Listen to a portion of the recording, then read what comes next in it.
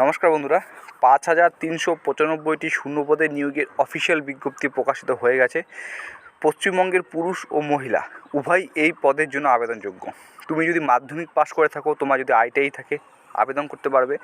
যদি আইটিআই তোমার না করা থাকে তাহলে তুমি এখানে আবেদন করতে পারবে। ঠিক আছে, সব শেষে আমি কিন্তু তোমাদের সেই অফিসিয়াল নোটিফিকেশনটি তোমাদের দেখাবো। তো পদের নাম দেখো, ট্রেড অ্যাপ্রেন্টিস, যেখানে তোমাদের আইটিআই মাস্ট লাগবে। আরেকটা হচ্ছে ট্রেড অ্যাপ্রেন্টিস নন আইটিআইদের জন্য। ঠিক আছে, মোট শূন্যপদ আইটিআইদের জন্য রয়েছে 3508টি এবং নন আইটিআইতে যদি ফর্ম ফিল আপ করো সেখানে তোমার টোটাল ফর্ম ফিল আপ রয়েছে 1887টি। টোটাল যোগ করলে 5395টি। যোগ্যতা কী দরকার অনেকেই জানে, মাধ্যমিক পাস। তোমাকে মাধ্যমিকে 50% নম্বর পেতে হবে। এর পাশাপাশি সংশ্লিষ্ট ক্ষেত্রে তোমাকে অবশ্যই আইটিআই সার্টিফিকেট বা আইটিআই পাস করে থাকতে হবে। ঠিক আছে, এটা হচ্ছে আইটিআই ট্রেড অ্যাপ্রেন্টিস আইটিআইদের জন্য। নন আইটিআইদের জন্য মাধ্যমিক পাস লাগবে, মাধ্যমিকে 50% নম্বর লাগবে। এর পাশাপাশি মাধ্যমিকে যে অঙ্ক এবং বিজ্ঞান রয়েছে সেই অঙ্ক এবং বিজ্ঞান বিভাগে তোমাকে কিন্তু 40% 40% নম্বর তোমাকে অবশ্যই রাখতে হবে। আবেদনের বয়সসীমা 28/3/2023 তারিখ অনুযায়ী, মার্চ মাসের 28 তারিখ অনুযায়ী 15 থেকে 24 বছর হয়ে থাকলে তুমি এখানে অবশ্যই আবেদন করতে পারবে। এর পাশাপাশি এসসি এসটি যদি প্রার্থী হয়ে থাকো তাহলে জানো সরকারি নিয়ম অনুযায়ী 5 বছর ছাড় পাবে, এবং ওবিসি যদি প্রার্থী হয়ে থাকো তো এখানে তুমি কিন্তু 3 বছরের ছাড় পেয়ে যাবে। এরপরে আমরা আরও দেখব আরও কী ক্রাইটেরিয়া রয়েছে, এবং সবশেষে আমি তোমাদের সেই অফিসিয়াল নোটিফিকেশনটি দেখাবো যে সেখানে বিস্তৃতভাবে কী তুলে ধরা হয়েছে। নেক্সট, আবেদন ফি সবচেয়ে বেশি গুরুত্বপূর্ণ।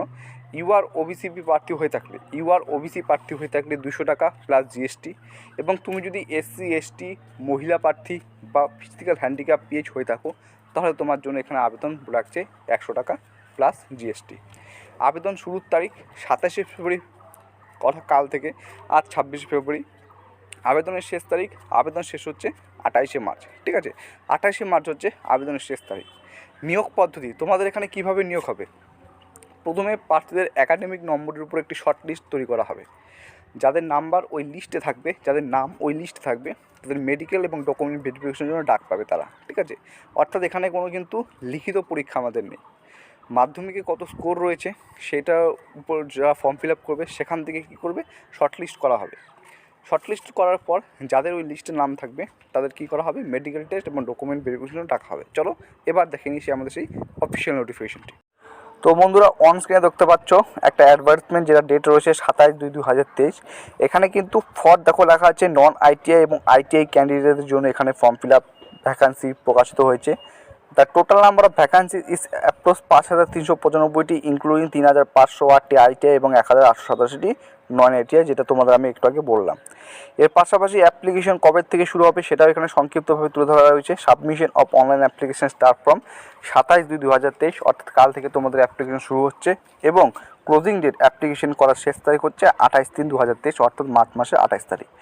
বয়স কত রাখবার, এজ লিমিট বলছে 15 থেকে 24 বছরের মধ্যে হয়ে থাকলে আবেদন করতে পারবে 28/3/2023 অনুযায়ী। ঠিক আছে, এর পাশাপাশি এসসি এসটি প্রার্থী হয়ে থাকলে এখানে অবশ্যই বয়সের ছাড় পাবে, যেটা সব সরকারি নিয়ম অনুযায়ী সমস্ত রিক্রুটমেন্টের ক্ষেত্রে হয়ে থাকে। এসসি এসটিরা 5 বছর এবং ওবিসি প্রার্থী হয়ে থাকলে 3 বছরের ছাড় পাবে। ঠিক আছে, এসেনশিয়াল কোয়ালিফিকেশান যেটা একটু আগে তোমাদের বললাম সেটাই এখানে বলবো। ফর নন আইটিআই যারা আইটিআই কর্মী তাদের জন্য মাধ্যমিক পাস লাগবে। এর পাশাপাশি মাধ্যমিকে মিনিমাম 50% নম্বর লাগবে, এবং মাধ্যমিকে যে ম্যাথ এবং সায়েন্স রয়েছে সেখানে তোমাকে অবশ্যই 40% নম্বর রাখতে হবে। এবং যারা আইটিআই প্রার্থী রয়েছেন তাদের মাধ্যমিকে অবশ্যই 50% নম্বর অবশ্যই তোমাকে রাখতে লাগবে। এর পাশাপাশি তোমাকে আইটিআই পাস বা আইটিআই সার্টিফিকেট তোমাকে অবশ্যই লাগবে, যেটা এখানে সুস্পষ্টভাবে কিন্তু তুলে ধরা রয়েছে। ঠিক আছে, ভ্যাকান্সি ডিটেলস উপরে আলোচনা করলাম, ভ্যাকান্সি কীভাবে হবে, হাউ টু অ্যাপ্লাই, কীভাবে আবেদন করবে।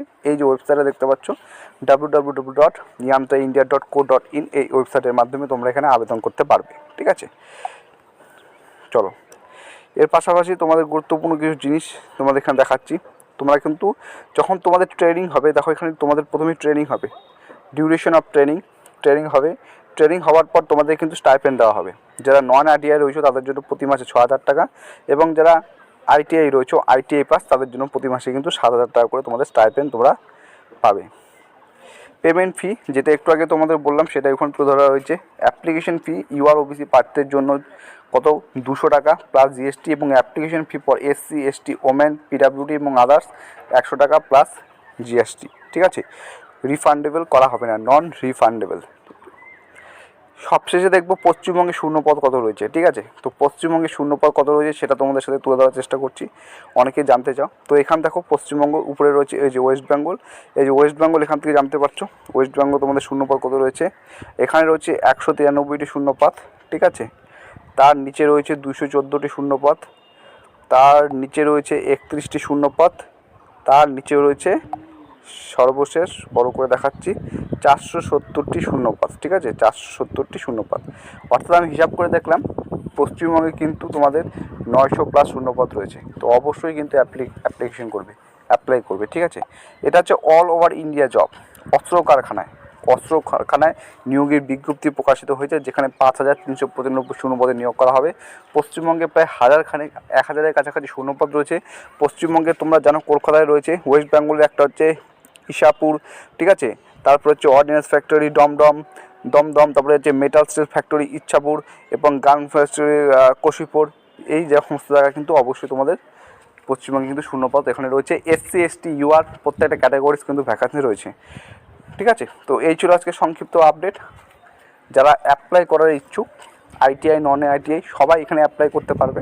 যদি কেউ ITI হয়ে থাকো অবশ্যই অ্যাপ্লাই করবে, ITI নাও হয়ে থাকলে অবশ্যই ITI করবে, ঠিক আছে। পরীক্ষা তোমাদের কীভাবে হবে বললাম, কোনো লিখিত পরীক্ষা হবে না, ডকুমেন্টস এবং ইন্টারভিউর মাধ্যমে তোমাদের এখানে কিন্তু মেডিকেল টেস্টের মাধ্যমে ডকুমেন্ট ভেরিফিকেশন মেডিকেল টেস্টের মাধ্যমে তোমাদের কিন্তু এখানে সিলেকশন করা হবে, ঠিক আছে। তো এই ছিল আজকে সংক্ষিপ্ত ভিডিও। যদি ভিডিওটি ভালো লাগে লাইক করবে, নতুন হয়ে থাকলে চ্যানেলটিকে অবশ্যই সাবস্ক্রাইব করে পাশে থাকার চেষ্টা করবে, ঠিক আছে। তো চলো, জয় হিন্দ বন্ধুরা।